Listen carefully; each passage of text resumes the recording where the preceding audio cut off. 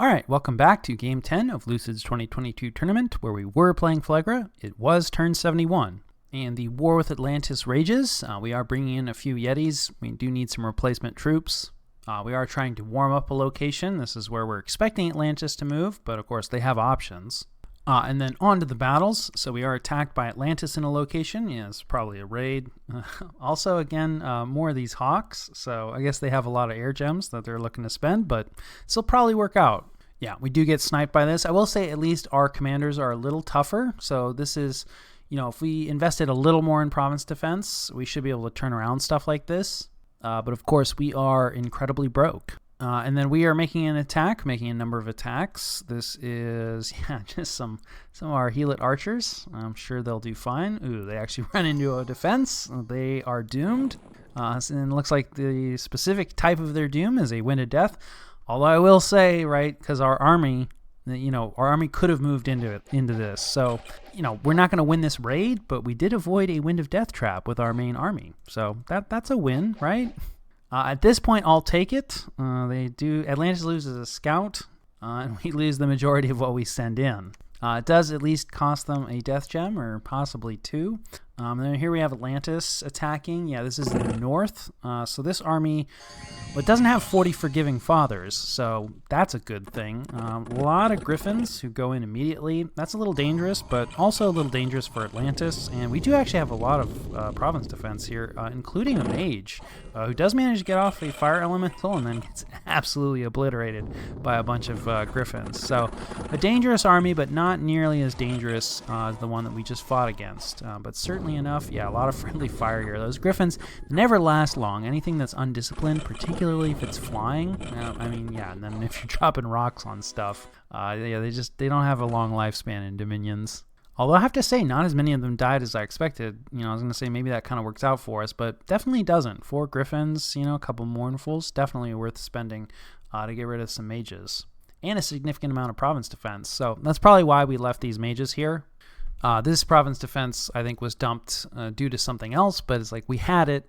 We might as well try to defend it a little bit, but we clearly didn't have enough to defend against that army, really because our army was out of position.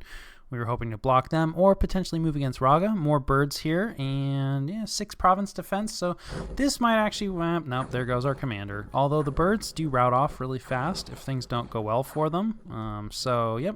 There they go. They're routing. But the bird commander manages to hold his ground. Yeah, so this isn't going to work out for us.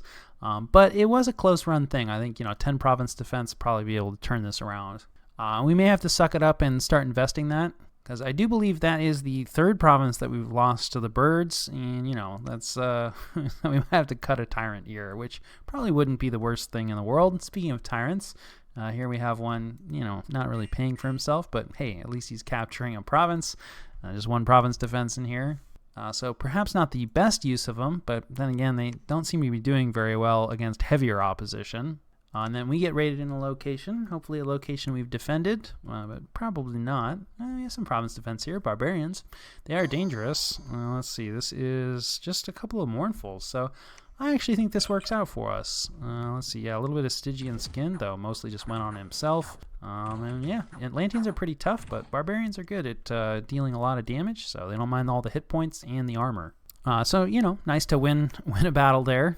Not particularly significant, but I'll take it. This is significant. This is a battle in Mictlan, so I'm assuming Ulm is sieging. Yeah, they have a full army there, a pretty impressive-looking army, a lot of mages. And this is just a vampire lord, potentially actually just resurrecting, because if this is where he was summoned and he died, and then he just revives. If there's an army here, well, he's kind of forced to fight it. So possibly not a battle that Mictlan chose. Certainly not a battle that Mictlan won. Though that vampire lord might be back. I think he just died by mundane means, and they are of course immortal. And then let's see, we are getting attacked in a location. This is the throne, actually. So yeah, we saw this force. Looks like this fellow didn't retreat or die. Not really sure what happened to him. I also don't recall him having a miraculous cure-all elixir. Not really sure why he would have that. It doesn't matter if the undead get diseased, since they are undead. So yeah, not sure what's going on there. We do not have a defense, so this is going to work out for Atlantis. And then we're making an attack in a location. Actually, this looks like the location that we just lost. So I don't really think this was planned either. Yeah, okay, yeah, right. Magic phase. Ugh, Wind of Death getting hit. So yeah, we just have air elementals. So I think we were planning on setting up a defense here, but then we lost the province in the magic phase. So now we're the attackers. And like, yeah, we don't really have enough stuff here, though our mage did survive the Wind of Death, and you know, these birds will probably rout soon. Speaking of routing though, yeah, these guys are so cowardly. Oh, well, this guy in particular has battle fright. So fair enough, but a base morale of 9 is not a great starting point. So that one doesn't work out for us, you know, not the end of the world, but not great. We do manage to take a province that Atlantis didn't defend, so that's nice. Unfortunately, Atlantis is making up for it in other locations. Okay, this is the place where, well, in another timeline, this fellow already died to a vampire lord disintegrating him. And speak of the devil, here he is. No Rune Smasher, so maybe actually this is a different fellow. But yeah, we more or less know how this goes. I think this looks like the Spellcaster version, though of course he is fully kitted out. No Vine Shield, though. He's getting hit with some Enslaved Mind, so that's pretty concerning. So again, you know, we're really just hoping to time this battle out. We're never going to be able to cut our way through all these skeletons, but there's a lot of Disintegrate casters moving forward here. You know, magic resistance 25, respectable, definitely respectable. Ooh, I think that was a blood spell potentially, banishing somebody to a place that they don't want to go to. But, you know, we do have a nice skeleton shield here for us. There you go, Disintegrate, looks like it got him. Yeah, got hit with Disintegrate. Also a pretty good roll here. So luck has not really been on our side, but, you know, this does demonstrate repeatedly that, you know, you're kind of damned if you do, damned if you don't. If you're up against a player that's bringing a lot of different answers. Because we could raise our magic resistance higher by changing some of the kit, but that would leave us, you know, more vulnerable generally to the physical damage that these halberdiers are so good at using to dispatch our tyrants with. Some mages do at least die, but definitely not worth a fully kitted tyrant. And yeah, really, you know, we've talked about shouldn't be using these guys solo or even in pairs, as it turns out. And I really do think they need, you know, they need some bubble wrap from your own side, I think. Exactly what and how you get a hold of that bubble wrap, I'm not completely sure of. Maybe talk some more, you know, at the end of this game. But certainly had not figured it out at this point. And this looks like one of these quickness. Oh, no, okay, focusing on body ethereal here. He's also got one of these feeble-minded fellows. And this will probably work out for Atlantis. And indeed it does. But not all is lost. We have an attack here. This is probably our Swarm Raider, I'm thinking. Nope, not our Swarm Raider. Okay, we do have a communion, fairly significant communion, actually. Yeah, I think we're trying to do some fire magic here, and we're up against nothing, so it should work for us. And it does. Definitely happy about that. And then we witness a battle between Marignon and Mictlan. Probably, yeah, a Fort Storm. This is a throne fortification, I believe. Doesn't look like Mictlan has too much. A lot of chaff, few beast bats, some casters, but mostly looking, yeah, blood huntery and, yeah, research mages. So they are forming a communion. But on the other hand, it does look like they're up against one of them fallen angel thugs. Yeah, with their more or less standard kitting. I really think actually it's probably the fear that's going to do the trick, although, you know, getting hit with that sword that it has wouldn't be good. Throwing out some horror marks. So I think, you know, Mictlan is kind of looking for the middle finger play. Like, yeah, not even bothering with any soul slaying. I guess probably no penetration gear here. And, like, not a very large communion. So not even sure if they're able to cast Soul Slay. But they are at least, you know, giving out a lot of horror marks here. So that is kind of painful. This fallen angel probably not long for this land, but she should be able to take this fort. Ooh, actually, I think she got routed there, or he. Never really can tell with these angels, but it looks like in the true timeline, it does work out for Marignon, but could have worked out for Mictlan, it looks like. Then we have some unexpected events. Yeah, temperature dropped.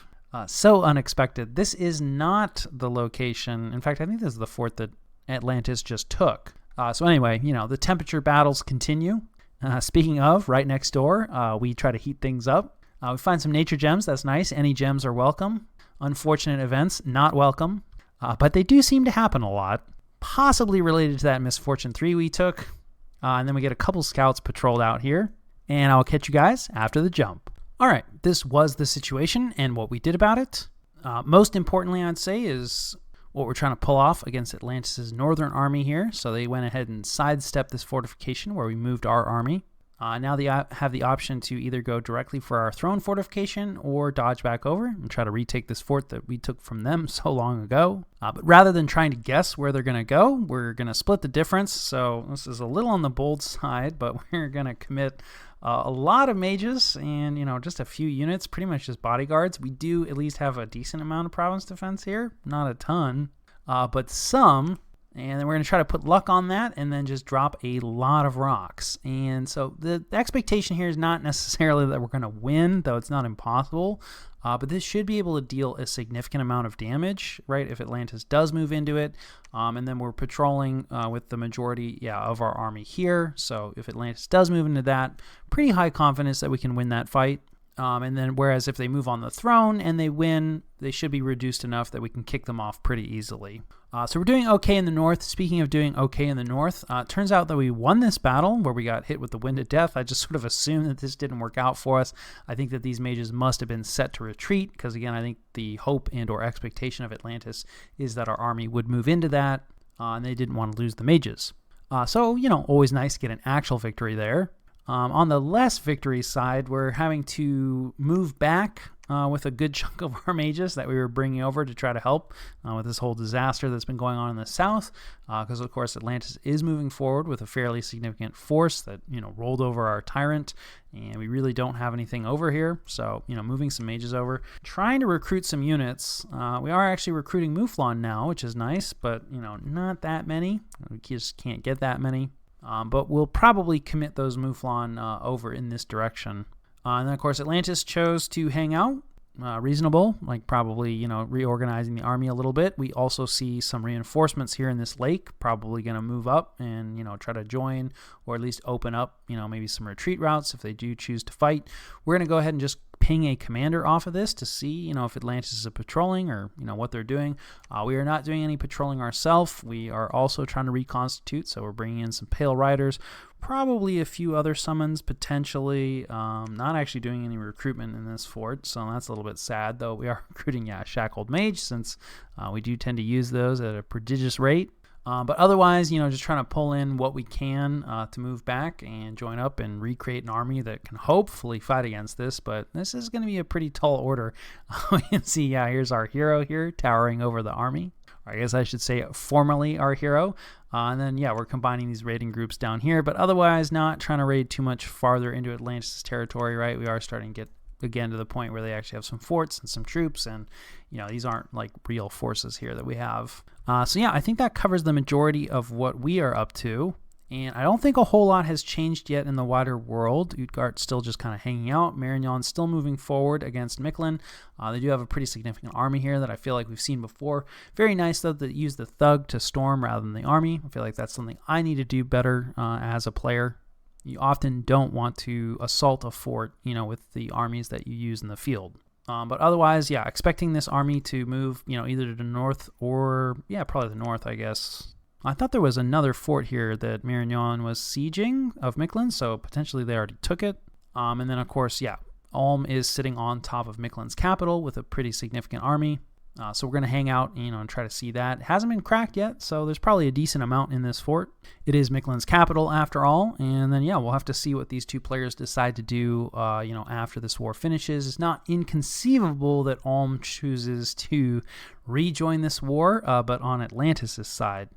Though we will see, I don't think that would benefit them all that much, especially now that Atlantis. So maybe it's good that Atlantis has taken this throne, because now there's no thrones really that Ulm could easily pick up from us versus the Utgard situation where Utgard borders are thrones that are under our control.